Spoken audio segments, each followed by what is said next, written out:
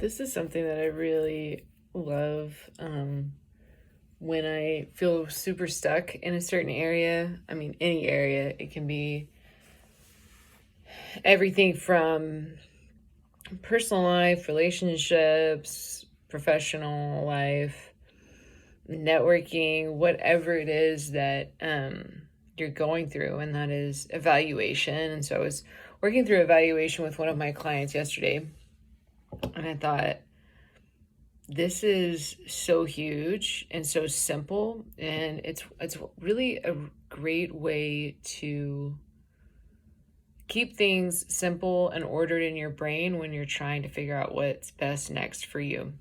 So the evaluation process is very simple. It starts with what's working.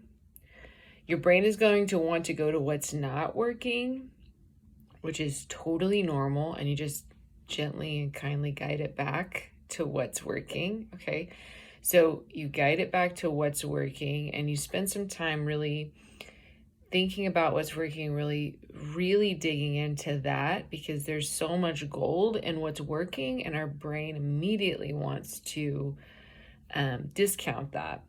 And this is also training your brain for celebration. So really, evaluation, when it begins with celebration, is so much more valuable and important.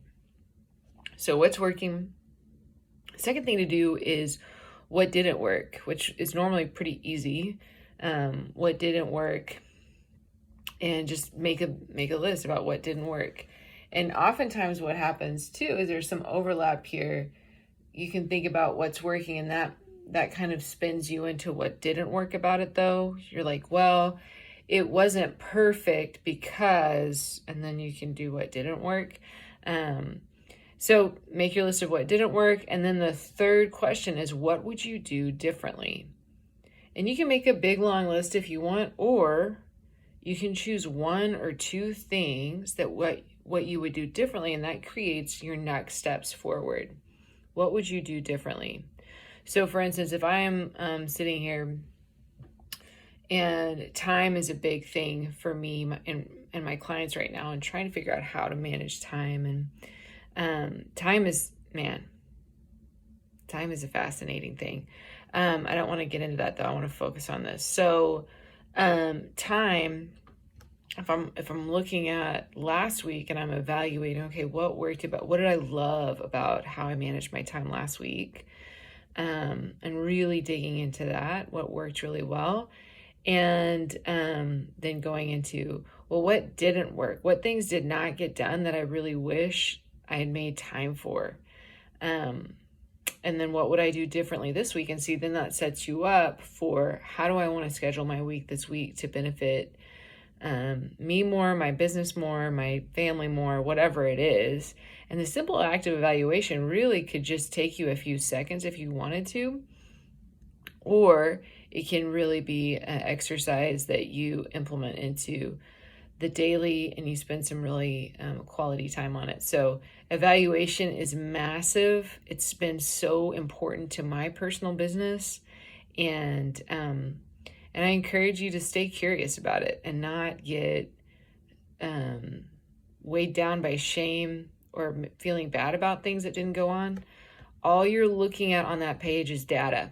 That's it. It's just data points. It's no shame, no guilt is allowed in evaluations. You're just looking at, I tried it and this is what happened. And you're creating a rhythm for yourself of not,